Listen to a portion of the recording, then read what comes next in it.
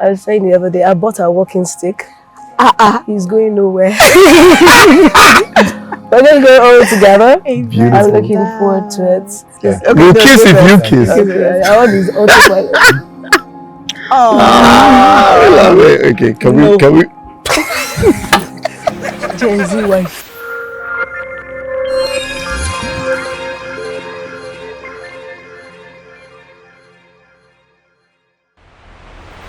Okay, so let's talk about the kids, and I like that you brought them up. I've met them. They are well behaved. They are soft spoken, but it's also clear that they are being raised with certain privileges that not everybody has.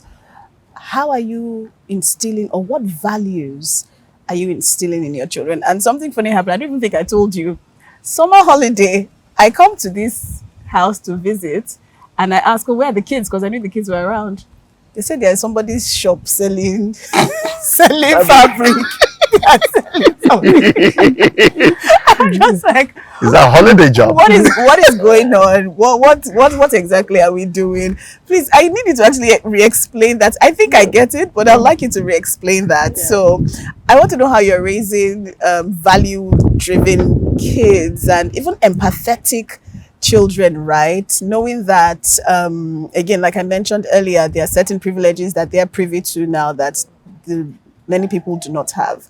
So talk to us about this summer job and then the values you're instilling in them. So 2 weeks ago, I was in London and I launched with our parents the Hunponu-Wusu family charter. Okay. And my sister put it together with the values that we want to put in writing that we brought them up with. It's important that it's put in writing. The Hunponu-Wusu family charter. When I was in London, Grandpa was there, Grandma was there, my mom was there, and we all sat, the three of them. My husband wasn't there. He joined us via Zoom.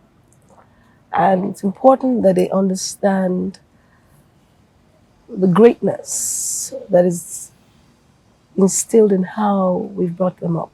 They must never forget it. What happens to children sometimes, along the way of life, you meet people with different values and you become confused because nobody wrote it down. Our family values are important to us. They're Christian family values, Christian mindsets, and a Christian orientation, which is anchored on the teachings of Jesus Christ. They need to be clear about it. They can choose their own path, but I also want to put it down in writing in front of God in heaven that this is what you charged me with, and this is what I have imbibed in them. My husband and I looked through those values. We first affirmed that we are practicing those values, because you can't teach what you don't do or what you don't believe in. The kids will pick it up. They certainly will. So we put it down and we sat all three of them. Of course, something that was supposed to be 30 minutes took 2 hours with them objecting and shouting and screaming about some of the things. One of the greatest things, which is the season my husband and I are in right now, is service to humanity. It's such a big thing for us.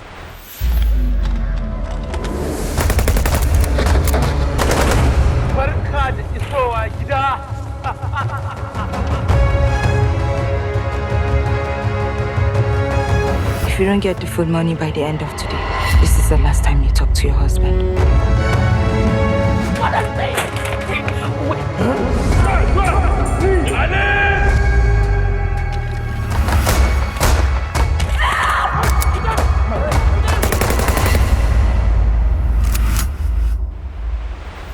When you know that the wealth that God is giving you is to serve Him through humanity, right? You then understand that you deal with the wealth differently. We're bringing up children to understand that wealth is not a show thing. It's God's gift to humanity through you as a vessel. It doesn't belong to you, and they must understand that. My kids, by the special grace of God, the priesthood of will not be brought up as spoilt brats or trust fund kids. They're not trust fund kids. They're brought because God has entrusted them with us. So when they come home, we make sure that they understand the value of work. I know a lot of people that have never seen their parents work, So when they even come into the workplace, they're confused about the standards, the excellence. And it starts from going to work with other people. I made my daughter go and work. My daughter's go and work in a fabric store. I wanted them to understand one thing.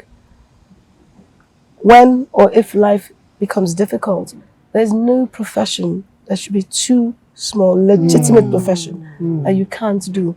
Because your father is a lawyer, your father is a successful real estate person, or your mother is an investment banker, if life comes at you, do the next legitimate thing. You must stoop to conquer. You must abase and abound. Never look down on any legitimate source. Wow. And I do that for them to understand that there should be no shame to earning properly the God-given way. Wow. If you look down on a profession, then you would shortcut your way to making money. Wow. Yes. If you think that if you were brought up in a certain area, you cannot be seen to work in other places or certain places, you will circumvent when life gets tough. But if you've worked in a fabric store or in a care home like me when I was in university, there is no legitimate, no man can threaten or blackmail me to do his bidding because I would lose this esteemed role. I'll go back to the care home and I'll start from where I came from. My kids do not fly first class because I don't want anyone to threaten them or for them to attribute that on their status and their ego. I say to people, from economy I came, I can always go back. There's nothing wrong with it. And if they have that as a background and there's no shame involved in it, you can always default back to where you need to be at any given time. That's why it's important for me that they work. They don't only work in places where we can pick up our phone and call our friends. Their life and their destiny is not a part of my ego. Mine is to bring them up in a way that God will say, you have done well. It's important to me, and I certainly know it's important. The Hunponu-Wusu family charter, I'm so proud of it. I mean, that is so profound, fantastic. And you know, this is why having mentors is so important. Because tell me why, you know, I'll be at home, you know, or come back from set, and my wife would just be like, we have to draw up a family charter. We have to have family, we have to have family logo, have to have family laws and family. I'm just like, what is going on? So you see, great families, the Mountbatten, the Windsors, somebody started it. Yes. And today they're an institution that nobody has been able to bring down. Those values, people are dying to marry into that family. Yes. Because they first held themselves accountable. I grew up with strong values, right? Family values. But But I documented. guess I Well never, documented. I mean, my grandfather wrote a biography, an autobiography, right? And he had all these things about the family and family tree and all of that and blah, blah, blah. But that was like late in his life, you know. But I've never really seen modeled before me a family, especially young family as ours, you know, come up with like family values on their own and say, this is how we want to model our family or how we should do things. I mean, that is so profound. And to see you guys do that is, I'm so for me, happy. it's so transformative. I'm so happy we're having this conversation with you. Because I'll say some things, Daniel will look at me as if I'm like, from, where is this woman I'm from? Like, the who are you? high mountains. You know what it is. I think ultimately we do things in a certain way, but the things are not documented. Yes. They're not Yes. structured. Yes. All we're talking about is adding structure. Structure to it. So how do you, and I was speaking to my guys about this in the office, you see, when you create, you have structure. Structure creates a system. The system gives legacy. So good. Ultimately, So good. when you have a family structure and you have a family constitution and it's written down as a family charter, there's a reference point. Beautiful. Here's where we're coming from. Come back to the me. This is where we are. This is our value system. This is what we do. And this is what we don't do. Yes. Yes. See what I said about having a smart husband? Listen. When he's speaking, you're looking up. Clock it. Let me clock it for you. This one is How do you what? clock it? And you know, in the Bible, Oh my the God. Lord lays down rules of marriage into his covenanted people. Therefore, if you want to marry from or into the Hunponu-Wusu family, and you want to know the values that they've been brought up with, right? Strangers need not apply. Hey! It's set It's out. there. Yes. So yes. if you know that this is a bit too much for you, don't go near Isabel, John, and Annabelle. Love it. Because that's how Love we brought them up. it. Beautiful. Trespassers, beware. So I have this question for you, which both of you, which I find quite interesting. I mean, we've spoken about the kids, the family, values, all of that. But I want to know in what way or what area or what thing have your kids pointed out in you? What have you learned? What one thing or a couple of things have you learned from your kids about yourselves? That's a good one. It's a beautiful That's question. a good one. So, with me, I'm not as patient as I think. Oh, I think that bit is clear, and I think I've learned a lot of patience. I've learned to try and find other ways to do things. I've learned to just give them space to grow, whilst at the same time trying to add structure. I've had to learn about being a good parent. That has been pointed out, because when you have a child and you want to make sure your child develops better than you, you have to go and learn. wow. There's no magic wand that teaches you how to be the best parent ever. Yes. And I know different times when we'll look at it and we'll need to discuss and say this. And literally, I realized it then pushed me to go and learn. Go and learn. Be a bit more patient. I know quite a lot. I have two daughters, so I know one is a fashionista, very into makeup. The other one is not as into makeup, but is more intellectual. They both have different needs and different requirements. Wow. And it's also learning how to engage with them. Are you the daddy that can talk about serious things with the older one? Are you the daddy that can talk about makeup with the younger one? Do you know what YouTube. Dewey is? Yeah. Dewey. Dewey. Dewey. Makeup. Wow. Not yet, please. We still have some years ahead. Follow them through Sephora in the States. You follow them to Sephora. To be picking lip gloss and Yes. blush. So you learn a different level of patience. You can when you and your wife go shopping, you always vex and say, I'm not going. I'm not going. Yeah, but that's what we have with to your be there. daughters. You With have your to be there. children, you now get a different level of patience. Okay, daddy, what do you think? Oh, daddy, what about this one? You have daddy, to what about that? engage. You have to engage, because Yeah. you're their dad. Yes. If you don't engage, Yes. who will? Yeah. Beautiful. I think Okay. for me, it's my children made me realize how important the assignment God has given me. It's taught me, it's made me see myself differently. I make no apologies about distancing and safeguarding my children away from values that are different from the way of the Lord. And I lose friends, absolutely, because it's the greatest assignment. It's you will be called to account.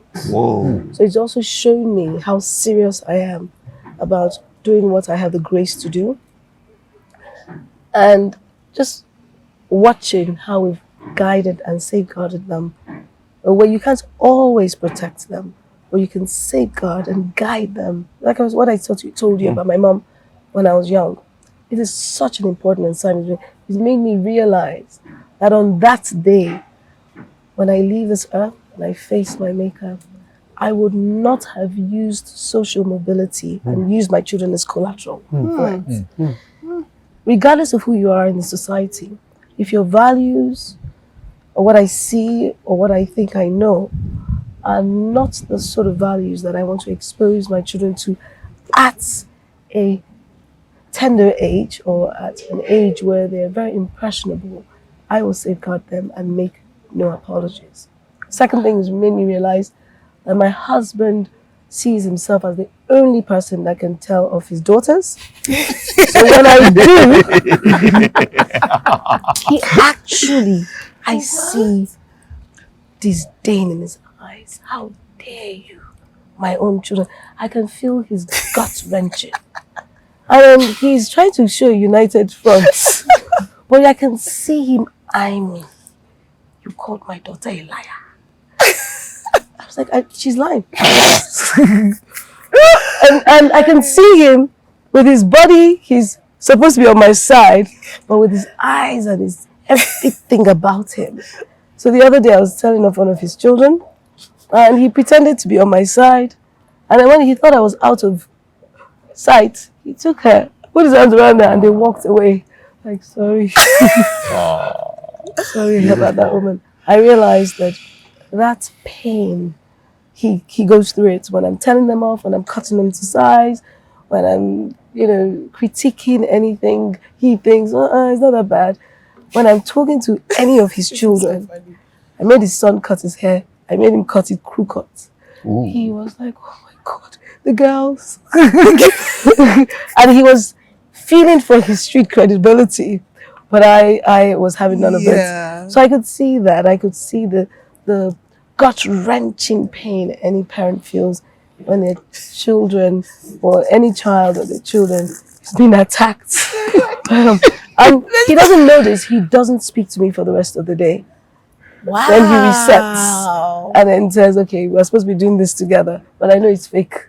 He really doesn't want anyone telling off his kids. Mr. Wusu, do you have anything to say to this statement? So, all I will say on this statement is this. I love 4 children.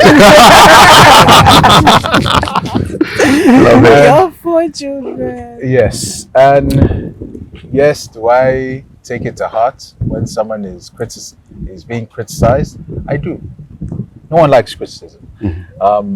Do we need to spare the rod and spoil the child? Definitely not. We need to utilize the rod and bring up our children properly.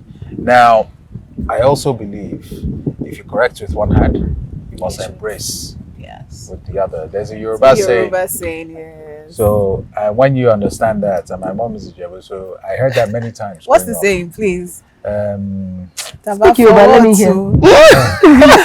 Speak it. Because my wife is. I try to. I speak Yoruba with an accent. Okay. Yeah. So it's almost Anglicized Yoruba. Yeah. So Yoruba mi ò dá bẹ́ẹ̀ ṣá, but a kò máa manage our Okay, so pé o love mi ní Yoruba. I'm only fair. Oh. That one is easy. But I think what you realize is, look, you must have balance. Yes. You must have balance. Yes. I love the way my wife has said, oh, when she's criticizing. The funny thing about life is when I am criticizing, she's the one begging for them. Because both people can't be hot at the same time. So when one parent is making a point, you must have unity and the other person must back them up. Yes. So you add some balance, because you don't want to go overboard. You can just react in anger and then you just lash out, boom.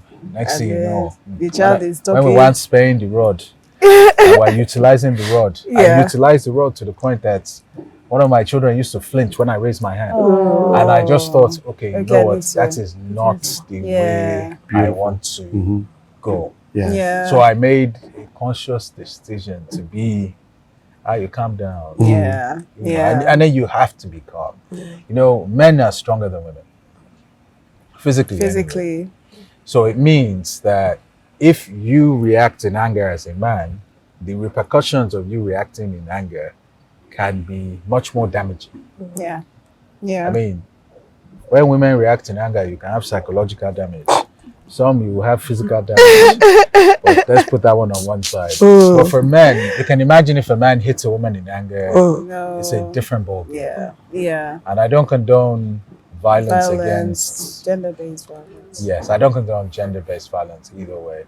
So you must be able to balance it out. And I think that's the most important thing. So when she's criticizing, one person must be on the other side to also show To love. balance it. Because the two are one. Yes. So rather than look at it as she's harsh and I'm not, I look at it as we are two aspects of the coin. When she's criticizing, one person must react with love. When I am criticizing, then she reacts with love. And ultimately, that's how we've managed to bring up our kids. Yes. Amazing, amazing. I mean, this has been an advice-packed episode for us. We have learned. I know that we're going to go and dissect, dissect different parts of the conversation. And it's been amazing speaking with you. Thank you for your time. Thank you for doing this with us. What are you looking forward to? The next 20 years. So 20 years now, what do the next 20 years look like for you? What are you hoping for? What are you expecting? What are you working towards? I hope the next 20 years will be dramatic, but not quite as dramatic as the first 20. One would say you learn as you get older. Yeah. And, you know, honestly, I'm not the same person I was 5 years ago. Exactly. Talk less of 20 years ago. So we have built together. We have grown together. I am looking forward to the next 20 years of discovering each other, different passions, different impacts, you know, and seeing what life has to offer. Because ultimately, what is clear is that by God's grace, we'll be together. And in that next phase of the 20 years, we would have settled into our different skill sets. We would have developed even more skill sets because people change. Yes. And people grow. And people grow. Yes. And then the more you grow, the more you have an opportunity to discover other things about your partner. And you learn. And then you see how you almost have to keep dating. Yes. You know, and just keep Keep dating. keep the love alive. Keep the love alive. Keep dating. Oh my God. Hey. You're going to give me the bag of words. This is also the next 20 years. I was saying the other day, I bought a walking stick. He's going nowhere. We're going to go all together. I'm looking forward to it. For us to be able to go through the gentler years of our lives together. Grey hair. Yeah. And for us to look back on all the things that God has assigned us to do and say, we're glad, there's nothing missing. We've done as much as we could that we had the grace to do. To look back on the successes of life, the companies we've set up, and to hopefully have handed them over to the next generation, not necessarily our children, because I won't force them, they're not interested, but find other people that are like your children, that you've entrusted these things with, and say, take it to the next level. Bringing up another generation, children, giving them the backing that others gave me and my husband in the industries that we choose to thrive in, and following them, safeguarding them, protecting them, and showing them that regardless of your family charter or not, God can use a child of anybody to become who He wants them to be. In 20 years' time, I'm hoping that He would have used us to raise a generation that raised in purpose, our biological children and our non-biological children. And they will take on the assignment and we'll be able to smile from the cruise that I'll be on in the Bahamas and say, I'm so glad that God chose us. It's an honor when He chooses you. And I hope that I'll look back with such gratitude. Yeah. Oh, Mrs. Wusu, you already know how I feel about you. Mr. Wusu, you know how I feel about your wife. You know how and by obsessed I am. extension. And by I know when I call her, you listen in on some of our conversations. We go on, it's 2 hours. Yeah. Those phone calls are amazing, and I Yes. learned so much from you, and I'm just happy that we're able to do this together. Thank you. Thank you for being Thank you here. for having us, and I'm proud of you. Oh, I'm thank you. so proud of both of you. Thank you. I see her even from when I met her, standing, charting her own course. There was a time she wasn't sure, she was thinking and exploring what next. But I look at her now, I see on screen, I see how she's decided to chart her own course. I tell her all the time.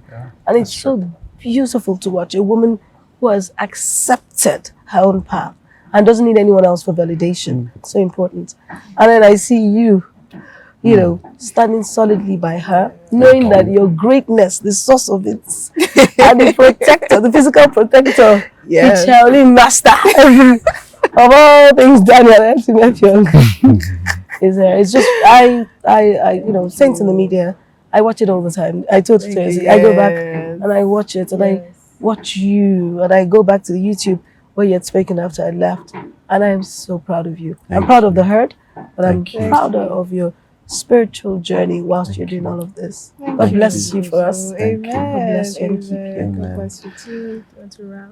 Guys, this has been one heck of an episode with Yeah. Mr. and Mrs. Wusu, celebrating 20 years of an amazing, fruitful, God-ordained union. And it has been our pleasure talking to them and just learning from them.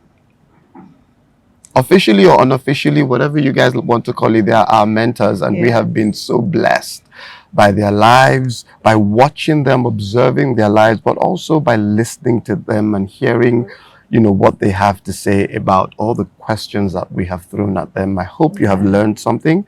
It's instructive that you listen to it with all of your ears open, and also pass this across to someone who you believe will need this. It has been fun. It has been I think a it's blessing him that wants to be kiss here. you now. Yeah. I think it's him that wants to kiss you. So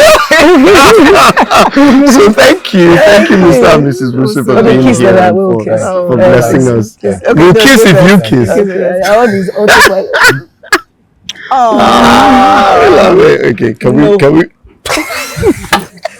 Gen Z wife. We'll see you next time. You're really not going to kiss me? What is? We've closed the show. Okay, while we're rolling credits, let's just.